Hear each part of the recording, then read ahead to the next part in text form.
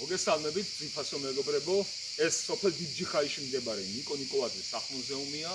მე გიორგი ფანცულაია ვარ და დღეს კვლავაც განვაგრძობ საუბრებს ნიკო ნიკოლაძის სახლ-მუზეუმიდან. დღევანდელი ჩვენი საუბრის თემა იქნება ნიკო ნიკოლაძის სახლ-მუზეუმის არქიტექტურა.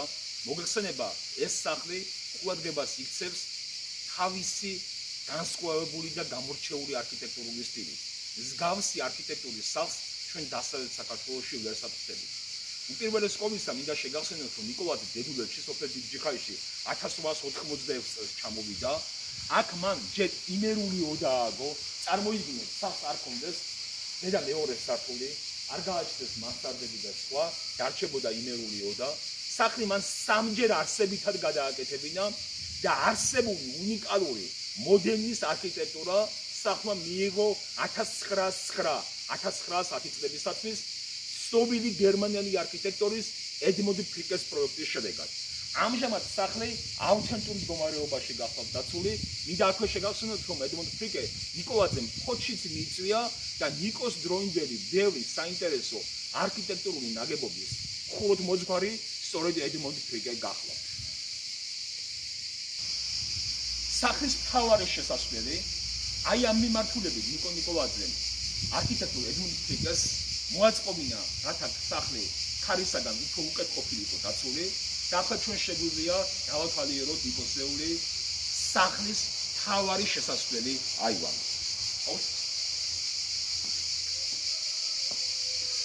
ამ აივანზე უპირველეს ყოვლისა ყურადღებას იქცევს ნიკოს დროინდელი ბეტონი.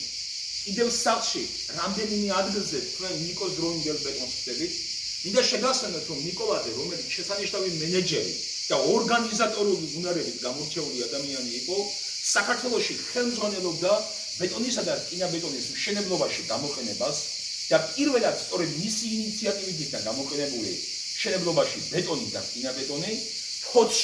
ფოთის პორტის მშენებლობის დროს, ფოთის აია სოფიას, ცნობილი აია სოფიას ზუსტი ასლის აგების დროს, რომელიც გახლავთ პირველი ბეტონის ნაგებობა საქართველოში და ასევე აქაც სოფელ დიდჯიხაიში. აი აივანზე ყურადღებას იქცევს ნიკოსეული ჭაღებიც. აქ ორი ნიკოსეული ჭაღი გახლავთ.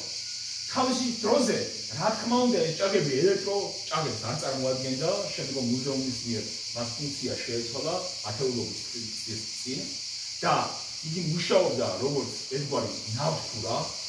ცალკე საუბრის თემა გახლავთ ნიკო ნიკოლაძე და ელექტროფიკაცია, რომელზეც თქვენ ალბათ მოგახსენებათ, მაგრამ ჩვენ აუცილებლად ამ თემაზე ცალკე საუბარს შემოვთავაზებთ. ყურადღებას იქცევს აი ამ შვენიერ სივრცეში ნიკოს დროინდელი კარების ზემოთ განთავსებული ბარელიეფური ტიპის გამოსახულება, რომელზეც ცხოველები გახლავთ გამოსახული. აქვე წარმოდგენილი გახლავთ ექსპონატი ნიკოს დროინდელი ისტორიული რკინის ჭადრაკის მაგიდა. მოგეხსენებათ, ნიკოს ვაჟი გიორგი ნიკოლაძე ბევრ დამსახურებასთან ერთად ჩინებული სპორტსმენიც იყო. გიორგი შესანიშნავი მოჭადრაკეც ყოფილა, აქ არაერთი ასპარეზობა ჭადრაკში იმართებოდა. საერთოდ აი ამ შვენიერ აივანს ახსოვს ბევრი გამოჩენილი ქართველი საზოგადო, პოლიტიკური თუ შემოქმედებითი წრის წარმომადგენლის სტუმრობა არა მხოლოდ ქართველებისა, არამედ ევროპელებისა. რასაკვირველია, ეს იყო შესანიშნავი რანჩო, დასასვენებელი ადგილი, მაგრამ ამავე დროს უნებრივია აქ ქვეყნისთვის მნიშვნელოვანი ბევრი საქმეც წარმატებით წყდებოდა. მეგობრებო, მთავარი შემოსასვლელიდან, ანუ ჭიშკრის მხრიდან, სახლი მცირე მოცულობისა ჩანს. ეს სახლის ერთგვარი ილუზიად გახლავთ. მერე ვიზიტორები, ვინც აქ მოდიან, გაოცებულნი არიან სინამდვილეში აი ამ სახლის მოცულობით. ამ მიმართულებით ჩვენ შეგვიძლია დაინახოთ, რომ სახლი ნიუროვანი წერტილის ჩათვლით ფაქტიურად სამსართულიანია. სახლის ქვევით ნიუროვან წერტილში განთავსებული გახლავთ იმერეთსა და გურიაში პირველი სარდაფისებული ტიპის მარანი, თედანაც ახლა მხოლოდ ქვევრებია შემორჩენილი. აქვე ყურადღებას იქცევს ნიკოსეული ფერადი ვიტრაჟი გოთიკური არქიტექტურიდან. ის არის საქართველოში სოფელ მდებარე სახლში გამოყენებული პირველი ფერადი ვიტრაჟი. ედმუნდ ფრიკეს პროექტი 1909-1910 წლები ინიციალები, რომელიც საღამოს უფრო კარგად აღიქმება ხოლმე. ერთ მხარეს გამოსახულია ფერადი ვიტრაჟი. ასობგერა, კარების ზემოთ ჯვრის სახით პლუსი იკითხება და მეორე მხარეს ასობგერა O. ანუ ნიკოსა და მისი მეუღლის ოლგა ალექსანდრეს ასული გურამიშვილის სახელის ინიციალები, რაც ნიშნავს ნიკოს უყვარს ოლგა. ახლა ჩვენ სახლის მეორე სართულზე ვიმყოფებით. აქ ნიკოს დროინდელი კიდევ ერთი ბეტონი გახავთ წარმოდგენილი. სახლის მეორე სართულიდან კარგად ჩანს 3.5 ჰექტარზე გაშლილი ნიკოსეული დენდროლოგიური ბაღი, სადაც თავის დროზე 100-მდე სხვადასხვა სახეობის მცენარე ხარობდა. მინდა შეგახსენოთ, რომ ეს ბაღი თავისი დროისათვის ნიკოლაძის თხოვნით დაუპროექტებია იაპონური ბაღის თარგზე ოდესის უნივერსიტეტის ქართველ რექტორს, ცნობილ მათემატიკოს, მაგრამ სოფლის მეურნეობის დარგის ჩინებულ სოცნეს პროფესორ ვასილ პეტრიაშვილს და ეს დენდროლოგიური ბაღი გამორჩეული ყოფილია დიდი ხნის განმავლობაში საქართველოში არსებულ ბაღებს შორის. აივანი, რომელსაც ჩვენ სახლ-მუზეუმის თანამშრომლები ნიკოს დაგაგის აივანს ვუწოდებთ. აგრეთვე წერეთელი დიდი ჯიხაიშის ძალიან ხშირი სტუმარი გახლავთ. იგი პეტერბურგის წლებიდან მოკიდებული ნიკოლაძის ახლო მეგობარი იყო.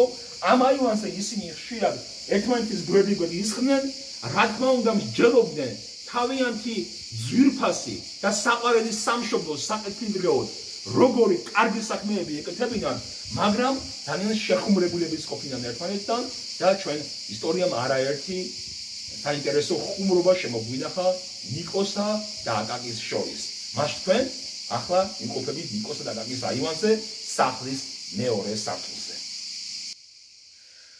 სახლი გარდა თავისი მოდერნის არქიტექტურისა გამორჩეული გახლავთ იმითაც, რომ 1891 წელს, როცა ეს სახლი ჯერ კიდევ იმერულად წარმოადგენდა, იგივებოდა ინოვაციური ცენტრალური გათბობის პრინციპით, რომ თითქმის ყველა ოთახში ბუხრებია განთავსებული.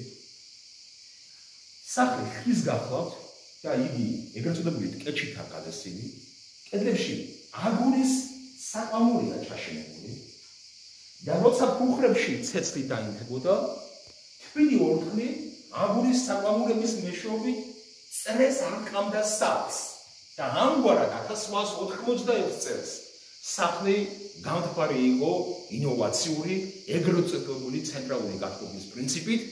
მინდა ითქვას, რომ ნიკოლაძე ძალიან მოყვარული იყო სამეცნიერო და ტექნოლოგიური სიახლეებისა და იგი ევროპაში ხშირად მოგზაურობდა, რათა მაშინდელი ტექნოლოგიური მიღწევები აითვისებინა და მერე იგი საქართველოს საკეთილდღეოდ გამოიყენებინა არა მხოლოდ საკუთარ ოჯახში, არამედ საერთოდ ქვეყნის განვითარებისათვის.